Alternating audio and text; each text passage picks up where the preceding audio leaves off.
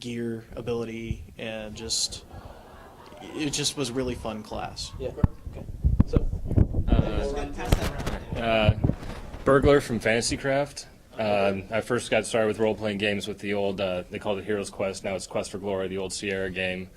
And Thief was always the class that I took in those games, and Burglar I thought really did a good job of just handling. From the rogue to the... Oh yeah, definitely. Yeah, there's a lot of different ways to do the rogue, and I think the Burglar is better as a class than, well, he has more things than the sneak attack and evasion. Right. So, yeah. I just thought the advocate. I really would have to say that none of them I felt were favored, and that was what I liked. Unlike a lot of games like D&D and stuff, where it's like, I want magic, I want magic, I want magic. It's like, okay, so you're a bunch of wizards running around. Right. You know, it's like, okay, you guys are going to need a face man. Somebody's going to need to be able to talk with the guy with a scarred face carrying an M16 is going to walk up to the bellhops. So I like the diversity. I really wouldn't say one character I like more than any other. I've always been a fan of the face man ever since the first edition. My sort of first introduction to espionage was Mission Impossible, and just the image of the guy, ripping off the latex face mask to reveal that he's a spy. Absolutely brilliant, and that's what the face man does when I don't roll a 1. Did you play today? No, I didn't. No. Sir, did you have one? Or didn't want to miss it? I'm mostly game master, but So are half of us. I'd love to be able to play, but I'm the only person in our group who is prepared to run Spycraft or Fantasy Craft, so I get stuck with it. If I do play any of these sorts of games, I prefer to play a non-magic user, warrior, soldier type class. I'm really not into magic unless it's a part of being a warrior. Okay. So mainly soldier. Okay. If you guys will indulge me for a second, so you're usually the GM. Yep. Is there something you think that we could do to help you get one of the other people to GM? I think you've talked about, various people have talked about some of the organisational issues in the book, and you've made a great strides. I mean, we gave up on the first printing of the current edition because Second, 2.0? yeah, because going backwards and forwards to try and find stats for weapons, and Right, so right. I just couldn't handle it. Right. No, that's fair. There were some issues with 2.0. We recognize. Yeah, that, so. and but once you fix that up, there are still some organisational things, but as you've been saying, there's probably not a lot you can do to fix all of them up. Some of them you probably can. Do you have any specific examples?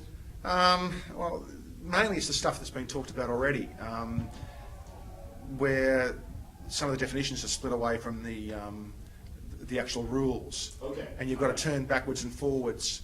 But there's really not much you can do to solve that problem. Well, there is one thing we can do, and it's the thing people have been asking us for since the beginning, and that's something we can actually talk about here now. We have always been very Really exciting. It's an exciting announcement.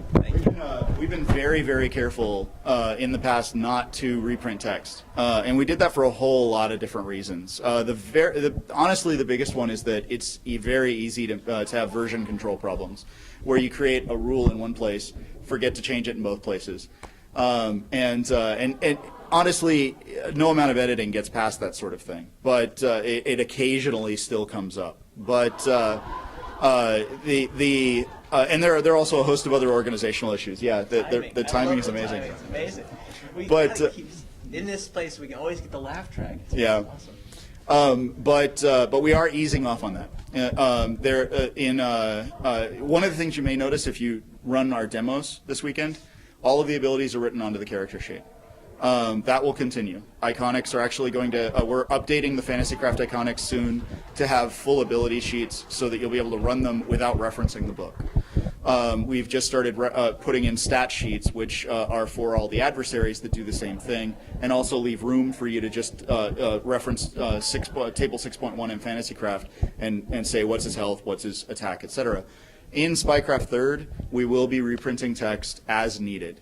We will be going, if the playtesters tell us this is just too far away, we'll reprint it or we'll move it.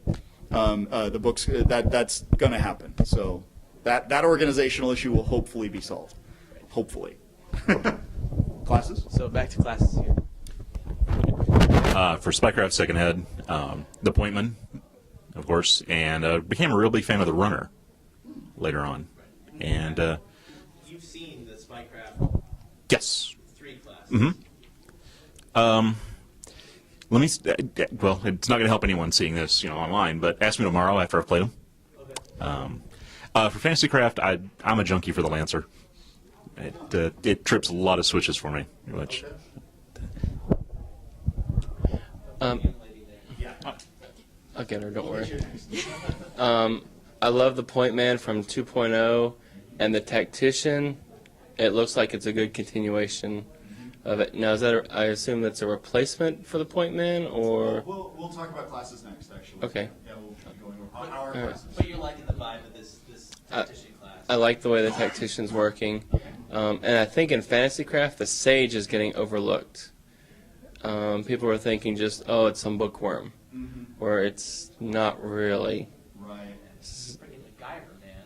I know. So yeah, I think it's getting overlooked. So everybody should go look at the Sage for Fantasy Craft.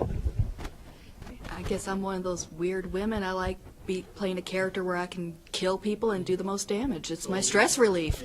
Assassin, soldiers, you name it. I just want to go out there and be able to play a character where I can just kill as many people as I possibly can. All right. Okay, cool. Sir? I'm totally new to this, and I really haven't reviewed the classes. Like I said, I just bought the book. Although I was thinking that, carrying off what this gentleman said, I mean, there's a lot of story material with people of knowledge, and, that is to say, there's a lot of great stories that involve, wiping out this person or, taking out this asset.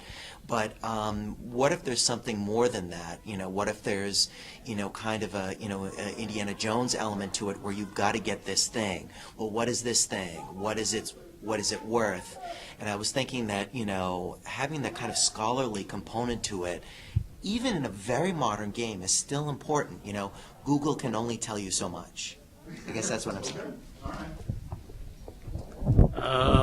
I normally GM, so from that perspective, I don't really have that favorite class. I guess in the one game I played, I was a faceman, and that worked out well. Also, as a soldier, I really like to have a very clear-cut goal and the skills to do it. So, exactly, because that's what I do, and that's what I'm about. So.